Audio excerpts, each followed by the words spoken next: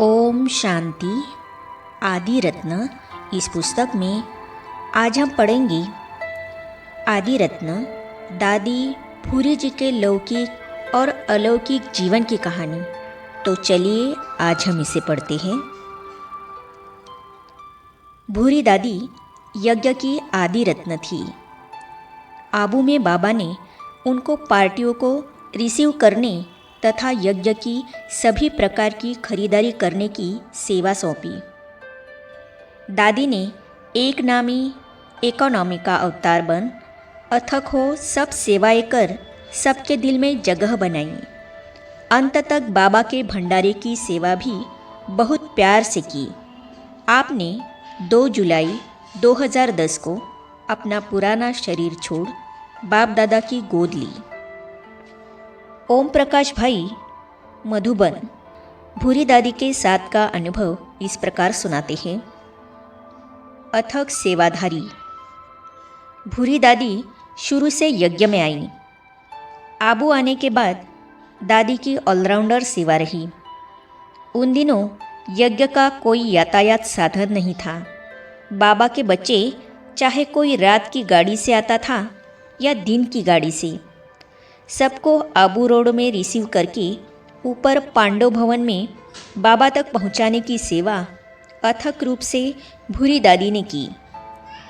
यूँ तो हम भी अपनी अपनी रीति से सभी अथक सेवाधारी है, पर भूरी दादी खास अथक सेवाधारी इसीलिए थी कि बाबा दिन में कभी भी उन्हें कहते थे, बच्ची अभी आबू रोड जाना है।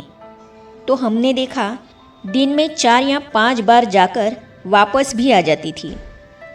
नीचे ऊपर आने जाने के लिए उस समय बस के अलावा और कोई साधन नहीं था।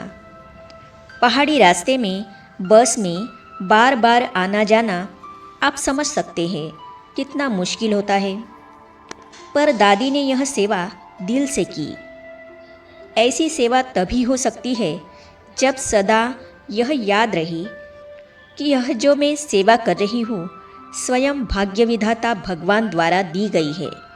हम निमित्त मात्र है। करण करावनहार शिव बाबा है। एक्यूरेट हिसाब। दादी का बाबा पर संपूर्ण निश्चय रहा। ज्ञानी जीवन का आधार ही निश्चय है। इसमें भी स्वयं पर निश्चय, परिवार पर निश्चय, ड्रामा पर निश्चय तथा प्यारे बाबा पर निश्चय। इन चारों में भूरी दादी सदा पास रही। कभी मैंने भूरी दादी को 1 मिनट भी खाली बैठे नहीं देखा। निर्माण चित्त बहुत थी। कोई ने कुछ कहा तो भी उनके मुख से कभी गुस्से का या ऐसा शब्द नहीं निकला। यज्ञ की सारी खरीदारी उन दिनों में आबू रोड से ही होती थी और भूरी दादी ही इसके निमित्त थी। सब्जी आदि सब भूरी दादी ही लेकर आती थी। वे इतनी पढ़ी लिखी नहीं थी, इतना हिसाब भी नहीं जानती थी, फिर भी एक्यूरेट हिसाब रखती थी। यह उनकी बहुत बड़ी विशेषता थी। भूरी दादी लास्ट के दिनों में शरीर से थोड़ी ढीली हुई, पर लास्ट तक भोजन ठीक ठाक करती रही। अंत के कुछ समय तक उनको कम दिखाई पड़ने लगा था, फिर भी हर एक को पहचानती और बात भी करती थी। लास्ट के दिनों में सेवा करते करते हाथ भी थोड़े हिलने लगे थे, फिर भी सेवा में अथक रही।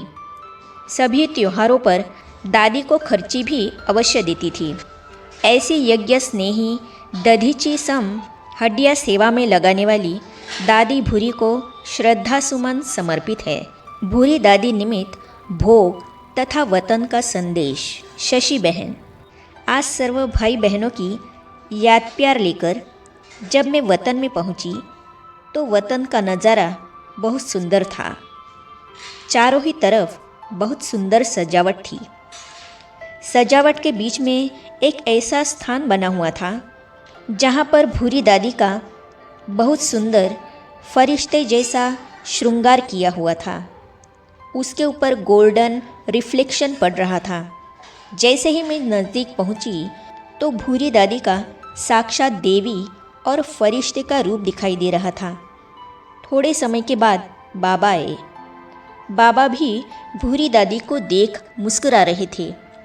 बाबा ने कहा, बच्ची क्या सोच रही हो? मैंने कहा, यह भूरी दादी है। बाबा ने कहा, ध्यान से देखो। भूरी दादी के स्वरूप में शक्ति और स्नेह का रूप दिखाई दे रहा था। स्नेह रूप ज़्यादा था और शक्ति का रिफ्लेक्शन पड़ रहा था। मैंने कहा, आज तो आप बहुत सुंदर लग रही हो। तो कहा, क्यों नहीं लगूं? बाबा ने आज मेरा प्यार से श्रृंगार किया है। मैं तो बाबा की गोदी में स्नेह में झूल रही हूँ। बाबा ने कहा, बच्ची का आज बाबा क्यों श्रृंगार कर रहे हैं? क्योंकि इस बच्ची ने शुरू से ही एक तो अथक सेवा द्वारा अनेक आत्माओं को सुख दिया है। दूसरा, जब से बाबा की बनी है, इसका बाबा से, दैवी परिवार से और ख़ास करके दादियों से बहुत प्यार था। उस प्यार में जैसे खो जाती थी। जब बाबा ने यह कहा तो उसकी आंखों में स्नेह के मोती दिखाई देने लगे। फिर मैंने कहा, दादी आप तो बाबा के पास पहुंच गई। तो कहती है, मैं तो बाबा के पास ही थी। बाबा रोज़ मेरे को सूक्ष्म वतन में बुला के ऐसे अनुभव कराता, कभी झूले में झुलाता, कभी अन्य स्थान पर ले जाता था। मैं तो बहुत खुशी का अनुभव कर रही हूँ। बाबा ने कहा, मैं इसे कहाँ ले जाता था बताऊँ? तो इतने में एक पुष्पक विमान आया। बाबा ने कहा, चलो बच्ची इसमें बैठो। तो कहा, मैं नहीं बैठूंगी, मैं तो बाबा के साथ ही रहूँगी। उस पुष्पक विमान में चारों तरफ बहुत से फरिश्ते दिखाई दे रहे थे जो उसको बुला रहे थे। बाबा ने कहा, देखो तुम्हें कौन बुला रहा है। फिर बाबा उसे लेकर उसमें चले। जैसे ही वो उसमें बैठने लगी, सभी फरिश्ते माला लेकर उसका स्वागत कर रहे थे। बाबा ने कहा, शुरू से लेकर तुम अनेक महारथियों को, ब्राह्मण परिवार की अनेक आत्माओं को रिसीव करती थी, गाड़ियों में बिठाकर उन्हें प्यार से भेजने की व्यवस्था करती थी। तो आज सभी भाई बहनें उस स्नेह का रिटर्न दे रहे हैं। उस रिटर्न में सभी इतनी माला लेकर खड़े हैं। फिर जैसे ही पुष्पक विमान में चढ़ी तो उस विमान में एक तरफ बाबा, एक तरफ एडवांस पार्टी के महारथी थे, बीच में भूरी दादी थी। विमान ऊपर उड़ते हुए ऐसे दृश्य दिखाता है जैसे सतयुगी दुनिया के नज़ारे सामने आते जाते हैं। बाबा ने कहा, देखो तुमने सबको सुख दिया है। ये जो नज़ारे देख रही हो, ये सतयुगी दुनिया के नज़ारे नहीं हैं। ये वो सुख के नज़ारे हैं जिस सुख का तुमने अनुभव कराया है। जिनको अनुभूति हुई है वो अनुभूति स्नेह के रूप में, दुआओं के रूप में आज सब परिवार वाले तुम्हारे प्रति प्रकट कर रहे हैं। सुनते हुए डिटैच हो गई। कहती है, बाबा यह सब आपने किया। फिर यह दृश्य पूरा हुआ। फिर बाबा, बड़ी दादी और सब दादियाँ तथा और भी कई भाई बहनें थे। बीच में भूरी दादी थी जो उन सबको देख भी रही थी। बाबा ने कहा, बच्ची तुम इनकी विशेषता को जानती हो? मैंने कहा, भूरी दादी की तो बहुत सी विशेषताएं हैं। हर एक ने इनसे बहुत कुछ सीखा है। बाबा ने कहा, एक तो निश्चय बुद्धि, दूसरा बाबा के स्नेह में सदा लवलीन रहती थी, तीसरा सबको सुख देने का पुरुषार्थ करती थी, चौथा बच्ची सदा एक नामी और इकोनॉमी से चलते अपने चेहरे से बाबा का साक्षात्कार कराती थी।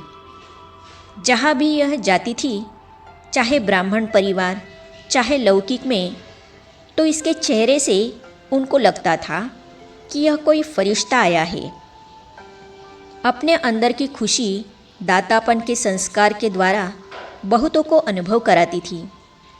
तो वो बहुत मुस्कुरा रही थी, कुछ बोलती नहीं थी।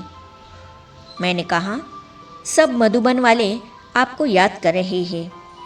तो कहती है, मधुबन निवासियों को तो मैं कभी भूल नहीं सकती। सब मधुबन वालों ने मुझे बहुत स्नेह दिया है। ये बाबा के रत्न हैं, बाबा के बच्चे हैं। बहुत खुशी में उसकी आंखों में स्नेह का रूप दिखाई दे रहा था। फिर मैंने कहा, आपके सेवा साथी? तो कहती है, हाँ, सब दादियाँ मेरे सेवा साथी है। सब दादियों ने मेरी पालना की है। फिर मैंने कहा, दूसरे सेवा साथी भी तो है, मधुबन वाले, संगम भवन वाले, हॉस्पिटल वाले, दिव्या भाई, प्रीति बहन, सभी प्यार से सेवा करते थे। तो जैसे ही मैंने कहा, उसी समय एक तख्त पर लोटस फ्लावर बना हुआ था। उसके बीच में भूरी दादी और लोटस फ्लावर की पंखुड़ियों पर सभी दादियाँ दिखाई दी। पीछे एक सर्किल था जिसमें सब मधुबन वाले खड़े थे। सामने उनके सभी सेवाधारी खड़े थे। लोटस फ्लावर की एक एक पंखुड़ी उठती गई तो उस पर लाइट पड़ती गई। लाइट पड़ने से उनके गुणों का सर्किल बन गया। माला नहीं, गहनों का रूप था। एक गहना, दूसरा और तीसरा, 3 प्रकार के गहने थे।